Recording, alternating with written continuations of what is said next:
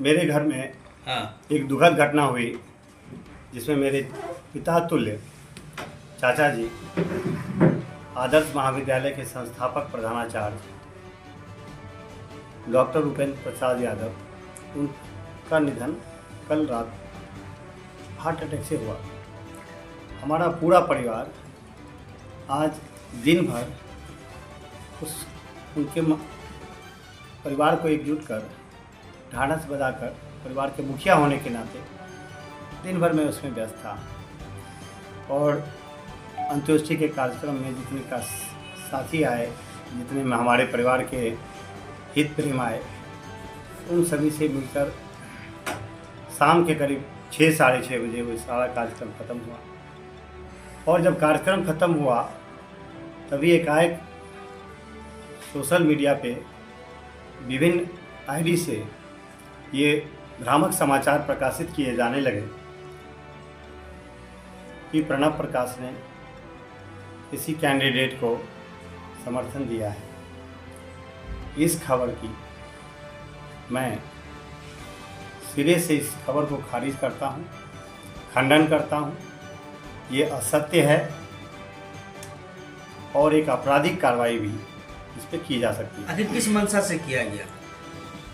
मंशा साफ है कि आप भ्रम की स्थिति पैदा करने की कोशिश कर रहे हैं लोगों के बीच। कारण क्या है? कारण अपनी हार, आपकी हार आपके सामने है। आपको अपनी हार दिख रही है और जब आपको अपनी हार दिख रही है तो आप वो तमाम हथकंडे अपनाना चाहते हैं जो राजनीति में नहीं करनी चाहिए। अगर आप एक साफ सुथरी राजनीति करते हैं तो आपको इन हथकंडों से बचना चाहिए।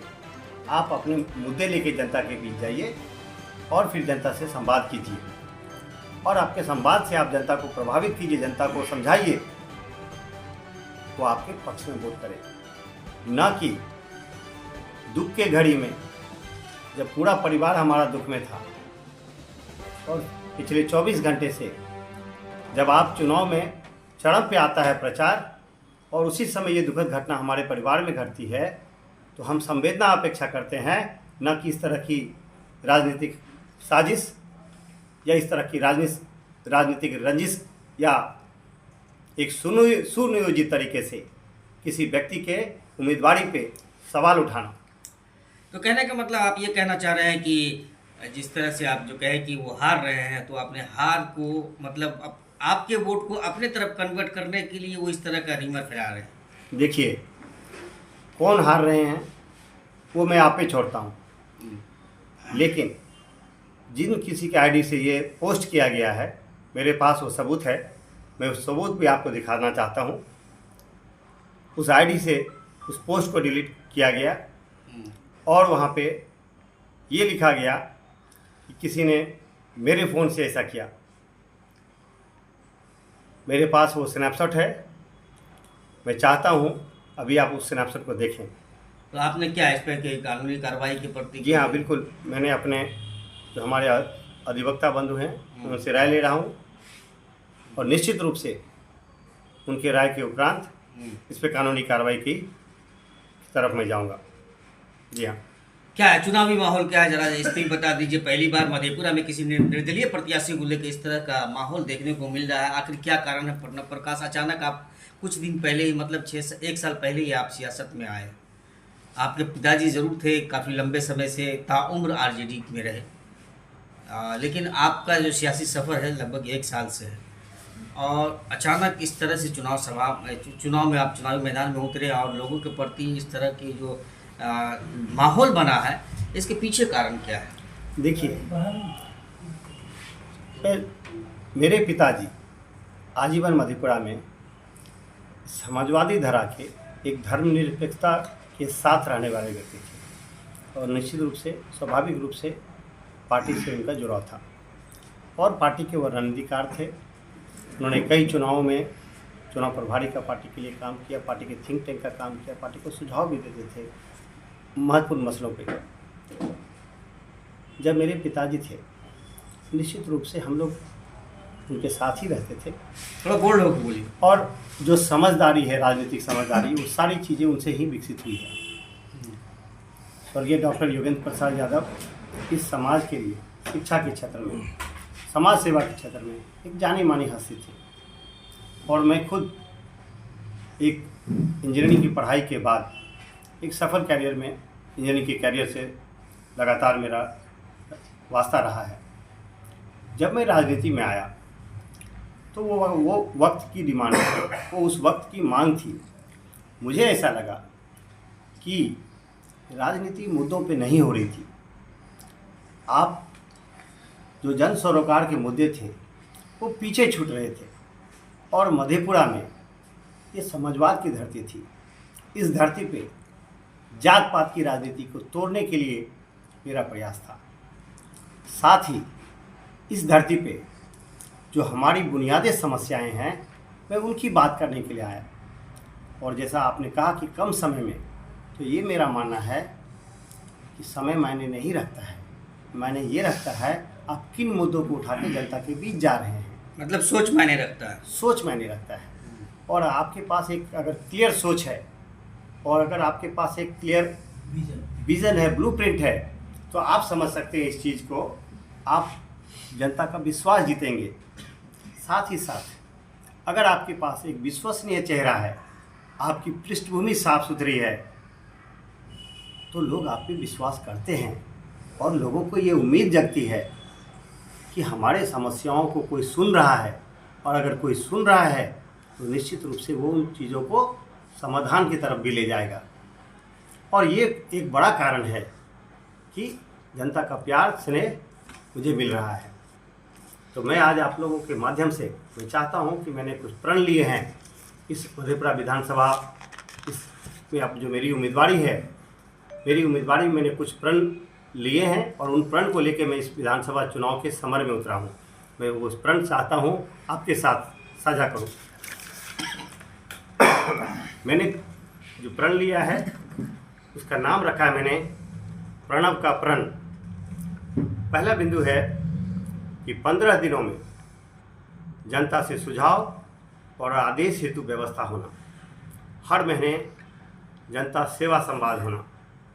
लोकतंत्र में संवाद सबसे अहम चीज़ है। आपकी आलोचना हो, आपकी प्रशंसा हो, संवाद दोनों में होता है। संवाद दोनों में होता है, ये बात मैं दोहराना चाहता हूँ आपके सामने। तो जनता से हर महीने जनता सेवा संवाद रखना, प्रण संख्या 1। दूसरा प्रण है मेरा भ्रष्टाचार मुक्त शासन, पारदर्शी विकास और जनता की भागीदारी। जो तमाम जिसको हम तथाकथित डेवलपमेंट की बात करते हैं, हम नाला तो बनाते हैं लेकिन सड़क का पानी नाला में नहीं जाकर नाला का पानी सड़क में आ रहा है। और इसके उदाहरण आपके सामने भरपूर मात्रा में है। तो ऐसी विकास की ऐसी परिकल्पना हो जिसमें जनता की भागीदारी हो और वो एक पारदर्शी हो। अगर आप डिजाइन पूछें उन नालों की कि क्या वो नाले सड़क के पानी को बहाव के लिए ले गए हैं कि नाले के पानी को सड़क पे बहाने के लिए ले गया है, ये एक जस्ट वानगी है। ऐसी कई उदाहरणें हमारे पास हैं यहाँ पे। तो एक भ्रष्टाचार मुक्त शासन जिसमें पारदर्शी विकास हो, जिसमें जनता की सब की भागीदारी हो कि मेरी ज़रूरत क्या है। अगर मेरी ज़रूरत एक डिस्पेंसरी की है तो मुझे एक ऑपरेशन थिएटर आप मुझे देंगे तो उसकी कोई ज़रूरत नहीं है। मेरी ज़रूरत अगर एक डिस्पेंसरी की है तो मुझे डिस्पेंसरी चाहिए। आप मुझे लोग लुभावने वादे कराएंगे मैं आपके लिए एक बड़ा सा मेडिकल कॉलेज खोलता हूँ। भाई मेरी ज़रूरत एक डिस्पेंसरी की, आप एक छोटा डिस्पेंसरी मेरे मोहल्ले में खोल दीजिए। ये है जनता की भागीदारी, ये है प्रण संख्या 2। तीसरा प्रण है हर अस्पताल में डॉक्टर हर गरीब तक दवाई पहुँचे, हर गरीब तक दवाई पहुँचे। तो जो दवाई है, अब अगर आप अस्पतालों की हालत देखिए, आपने ब्लॉकों में देखा होगा अस्पताल नए नए बड़े बड़े भवन बने हैं, क्या उन भवनों में टेक्नीशियन है ड्रेसिंग कर रहा है? ऐसी तमाम विसंगतियाँ हैं। तो ये मेरा प्रण है कि अस्पताल की चुस्त दुरुस्त व्यवस्था हो, जिसमें डॉक्टर्स हों, जिसमें दवाई मिले, जिसमें जांच की सुविधा हो। प्रण संख्या 4 हर बच्चे को उच्च शिक्षा का अवसर। मैं मधेपुरा का लड़का हूँ, यहीं के स्कूल से पढ़ा हूँ, प्राइमरी स्कूल, हाई स्कूल। मैं अपने आप को भाग्यशाली समझता हूँ कि मुझे उच्च शिक्षा का मौका मिला। मेरे माता पिताजी ने मुझे वो अवसर दिया। कई सारे ऐसे बच्चे हैं इस समाज में जिनमें काबिलियत है उच्च शिक्षा प्राप्त करने की और ऊंचे पदों पे काम करने की, लेकिन वो उच्च शिक्षा से मरहूम है आज। तो मेरा ये प्रण है कि हर बच्चे को जिनमें संभावनाएं हों उनको उच्च शिक्षा का दरवाजे तक हम ले जाएं। प्रण संख्या 5, हर पंचायत में सशक्त महिलाएं, हर बेटी सुरक्षित और शिक्षित। जो महिलाएं हैं समाज की, उनके लिए सुरक्षा का भाव हो, उनके आत्मसम्मान की बात हो। अगर मैं मधेपुरा बाज़ार की बात करूं, हम एक शौचालय के लिए तरस रहे हैं आज। अगर आप कॉलेज चौक से करपुरी तक जाएं, तमाम माताएं बहनें बाज़ार में शॉपिंग के लिए सामान खरीदने के लिए आती हैं और हम उनको एक बेहतर शौचालय तक की उपलब्ध नहीं करा पा रहे हैं। ये स्थिति है मधेपुरा में। प्रण संख्या 6, खेत से मंडी तक किसानों को पूरा मूल्य और सम्मान के लिए संघर्ष। जो हमारे किसान बंधु हैं वो आज तरस रहे हैं कि खेती को मुनाफा की खेती कैसे बनाया जाए। जो आज से 20 साल पहले जोत का रकबा था वो घट के 1/4 हो चुका है 20 साल बाद।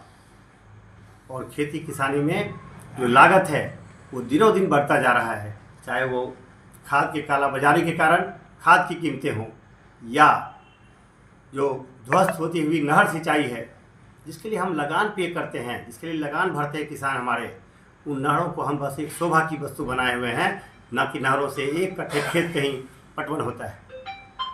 तो खेती किसानी के लिए मजबूत पहल करना, और ये हमारी ज़रूरत भी है आज के दिन में, ताकि खेती की तरफ हम युवकों को जोड़ सके, खेती मुनाफे का सौदा बन सके। उन चीज़ों की खेती हो जिसको हम कैश क्रॉप्स कहते हैं, उनके लिए बाज़ार उपलब्ध करना, मंडी उपलब्ध कराना। प्रण संख्या 6। अब आते हैं हम प्रण संख्या 7, जिसमें युवाओं को पलायन नहीं, अपने क्षेत्र में रोजगार हेतु मधेपुरा की आवाज़ को विधानसभा में उठाना।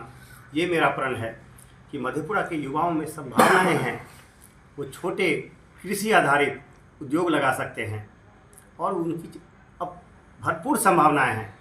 मैंने गांव-गांव का भ्रमण किया है। एक एक गांव में एक खासियत है। अगर आप बुधमा की तरफ जाएंगे, ज़बरदस्त केले की खेती होती है।